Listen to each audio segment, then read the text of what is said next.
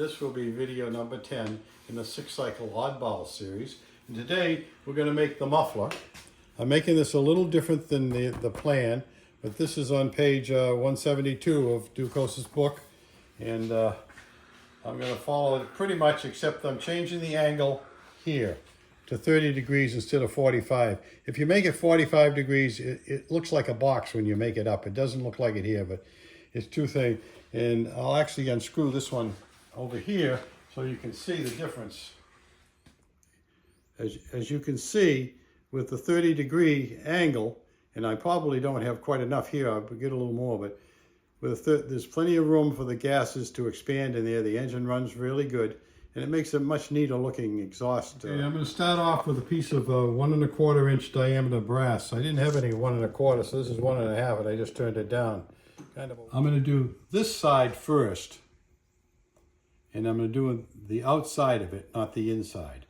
And then what I will do is make the pipe, silver braze it in there, and flip it around, put it in the chuck, and do the inside. So this calls for a 45-degree angle here, but I'm doing a 30-degree angle. And in order to do that, I'm going to run the lathe backwards. If you don't have this feature, you'll have to turn the compound around this way and do it this way. But because I can run the lathe backwards, I'm going to do it this way.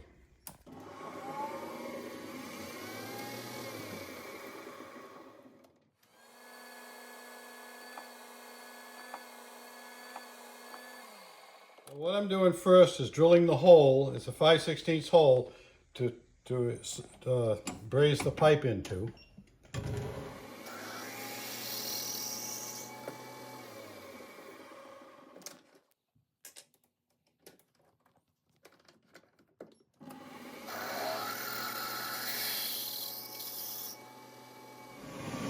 Okay, there it is. It doesn't have to be anything special because the brazing will fill it up. If you don't have the ability to do the silver braze, you can actually thread that for the same as the other and thread it in there. But it's easy for me to braze it, so I do. So the next thing I'm going to do is turn this down so I just have this little boss sticking out here.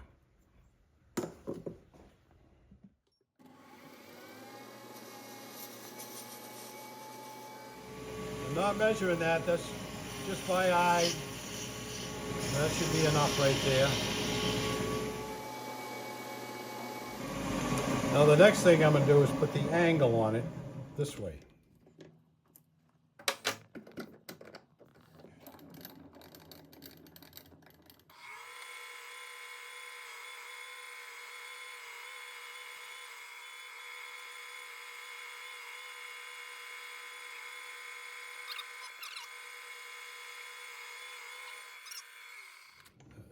Now, when I part this off, I'm only going to go in a little ways, and then I'll just take it over the saw and finish it on the saw.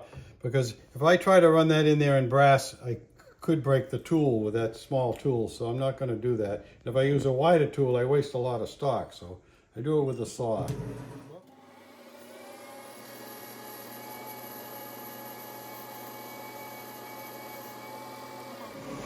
Getting in just the depth of the flange, so that'll be a nice flat cut.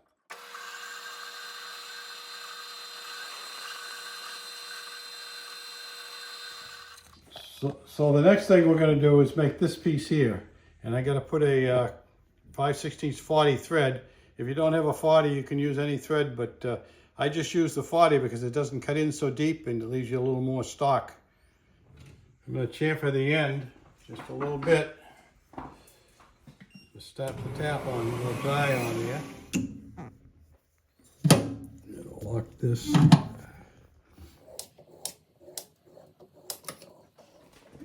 You don't need a lot of thread on there. I'm going just about 3/4 of the way through the die. And that should be enough. Let's see how that looks.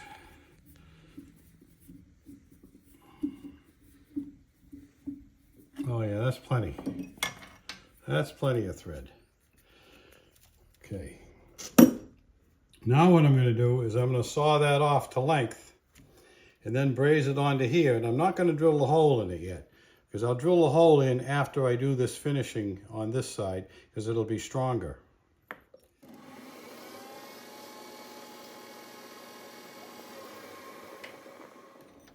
Just going to saw that off.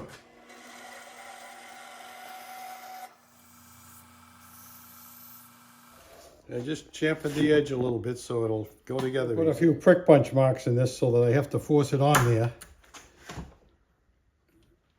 That way it'll stay in place while I solder it or braze it. That should be enough. That should hold it in place. Put a little flux on that and we'll be ready to go. I'll put a little flux inside of here. A little bit on that.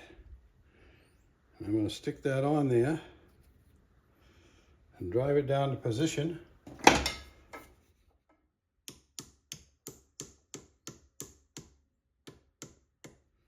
And leave it a little pocket there to put the solder into. It doesn't take much. A little piece on each side, and that's probably way too much, but that's won't hurt anything.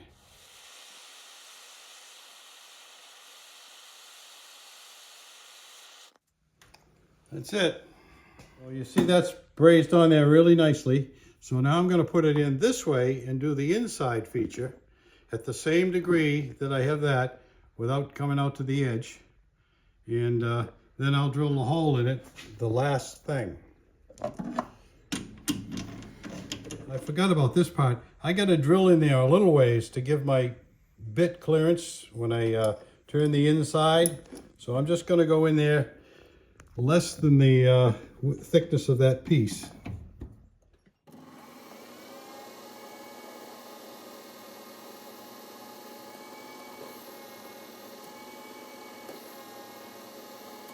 That should do it right there. Okay, so now what I'm going to do is I'm going to use a boring tool because this is really a boring operation because I'm doing the inside. So I'm just going to use a boring tool for it. Got to adjust this to above the center. So I check the tool height right here. Yeah, and this is above center, so we're good. And I've got the compound still set at 30 degrees. And I can run this one forward.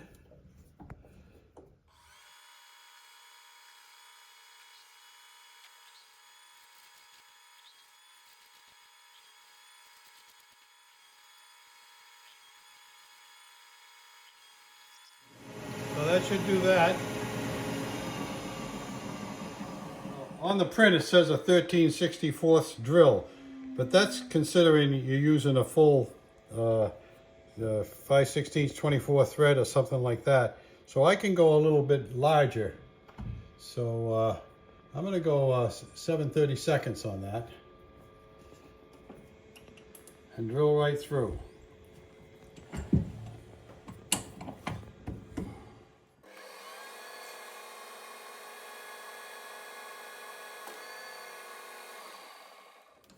So that part is basically finished for now. The next thing I got to do is make the other side.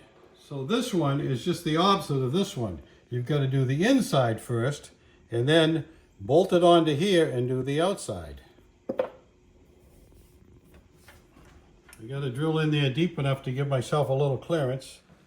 So that's 225 deep. So I got to go in at least that depth. I could probably go in a little more, but I'm going to stick with 225.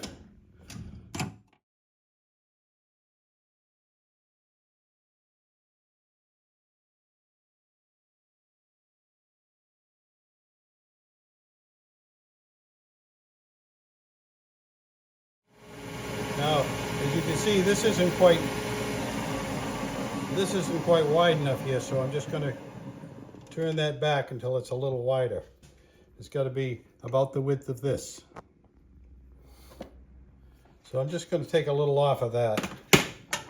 I can probably do it with the boring tool.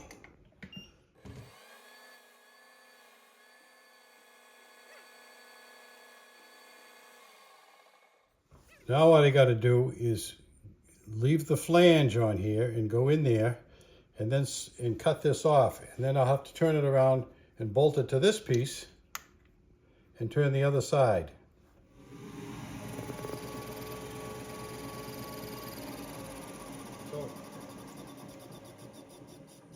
I should measure this here because I don't want to go in any deeper than that. That's 150. This one here was 150. Yep, that's right.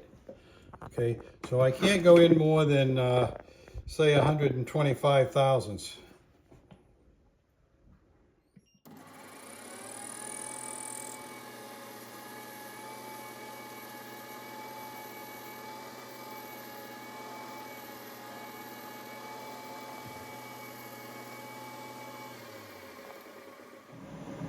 Now I'm going to turn this down a little bit and then saw it off. I'm going to use a round nose bit on this and just remove some material so they have less to saw and less to machine off later.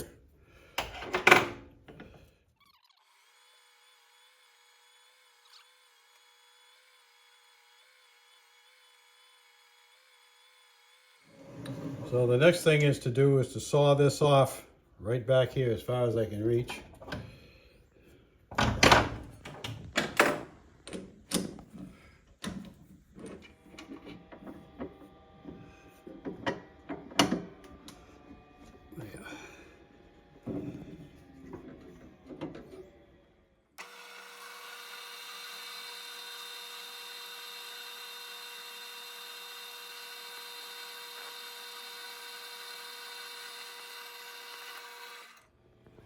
Here's our piece. So the next thing I got to do is turn the outside. In order to do that, I've got to bolt this to this. Well, I can't really bolt it to it because I probably can't get my bolts in there now.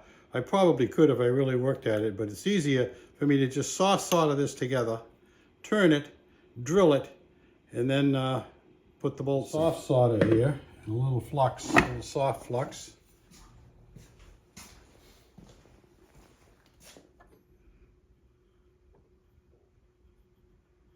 So I get the flux all the way around there. Put this on. Now the trick is to get the solder in there. And what I'm going to do is cut a few pieces and place them around and then heat it up till it drops down. And that should work. Just going to place these pieces in there. Thusly, 3.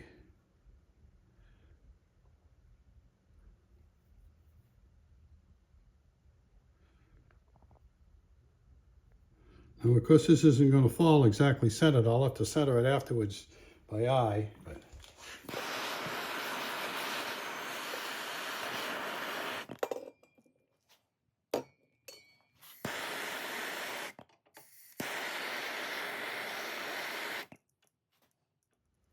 I think that's it.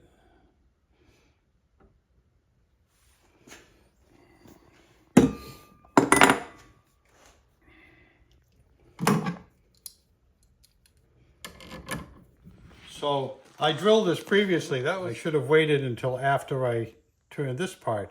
So, but it's pretty solid anyway, but I'll just have to take lighter cuts.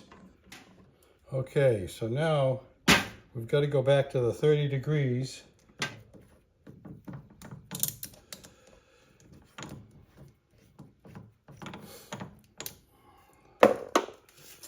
I'm going to check that tool height again. Make sure this is below center. Yep, we're good. You see that gives me a quick reference. This is the center. And I can come over here and I can see that's probably a 1/16 below. I could move that up actually a little bit. Now I'm going to run the lathe in reverse again, so I don't have to turn my compound around.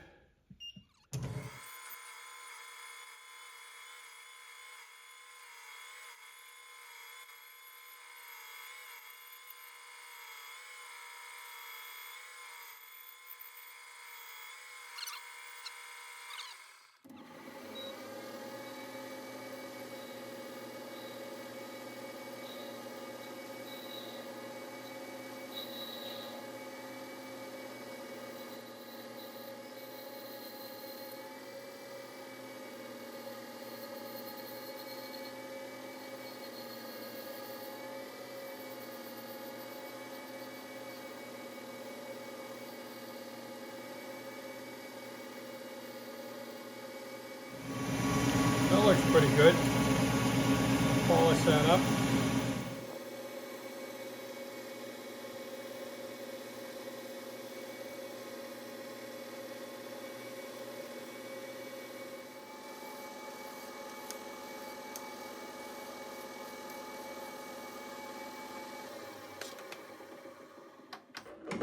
So now we'll drill the holes in it. So for this, I'm just using this little jig that I made up years ago instead of using the DRO. It's much faster to set up and get it where I want it. That's in there good and tight. Now I got to put the chuck in it. Okay, I'm just gonna center this all by eye.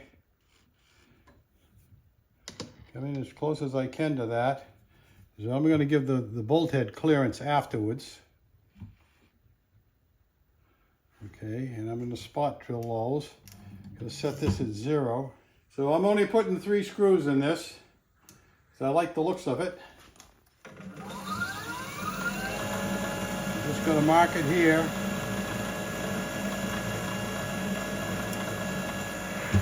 Rotate it. 120, that's right. 120, 240.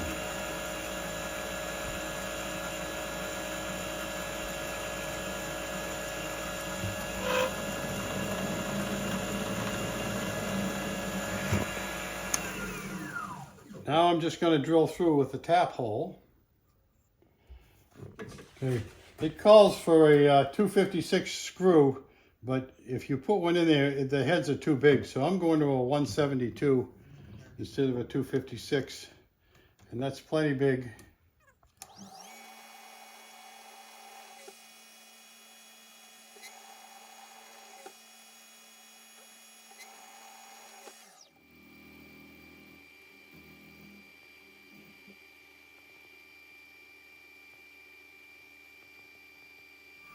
This is just to give it clearance for the bolt head.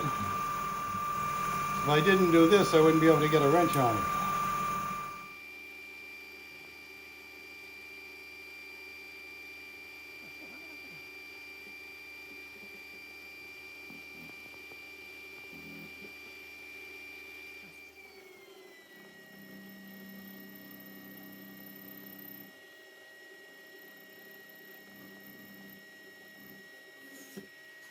Now I'm going to match mark this so I get it back in the same place,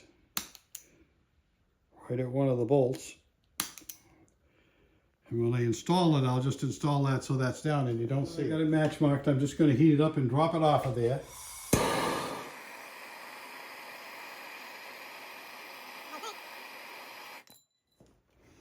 And then I can tap it. So I'm using a 172 tap. It calls for a 256, but the heads look too big to me for this small part. So.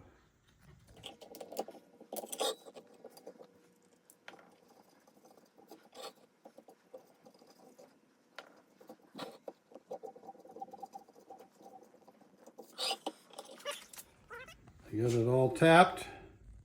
Now I'll just clean it up and screw it together. What I'm going to do now is make some washes. But I don't have a punch that's larger than the 16th. Well, actually, I have larger punches, but they're too large. So what I'm going to do is I punch the 16th-inch holes, and then I'll drill them out to size while they're still in this, and then I'll punch the rest of it.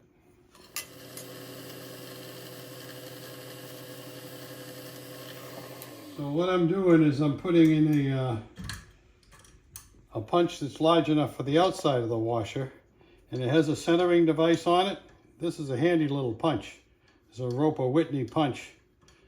And it's really handy for lots of little jobs.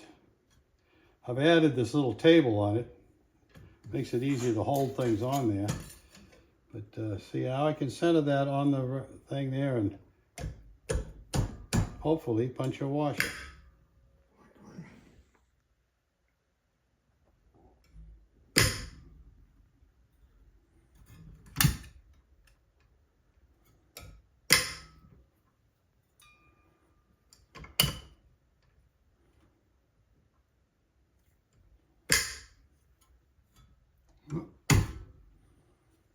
They are. now what I'm going to do is with that same drill I just drilled those washers with, I'm going to open up this hole for a clearance hole for a 172 bolt.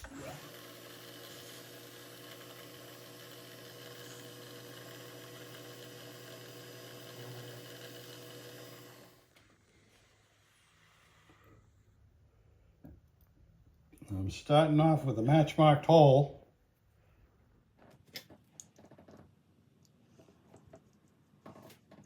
The hard thing to do is get the washers on the other ones.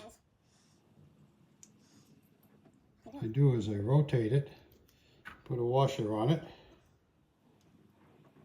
and try to hold two at once.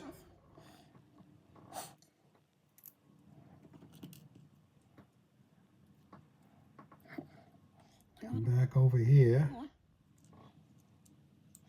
I should be able to bolt that together.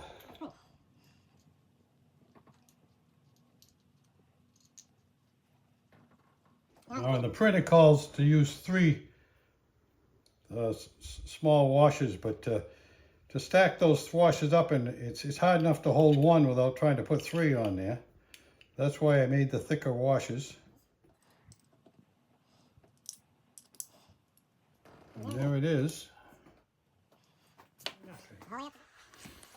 So that's it. It's all finished. And all I got to do is actually nip these bolts off and sand them flat and polish the thing up, and that'll be finished. So if you liked what you saw, please give me a thumbs up and subscribe to my channel. It's much appreciated. So the next video will be on the piston, and then the following one will probably do the connecting rod, but the next one will be the piston.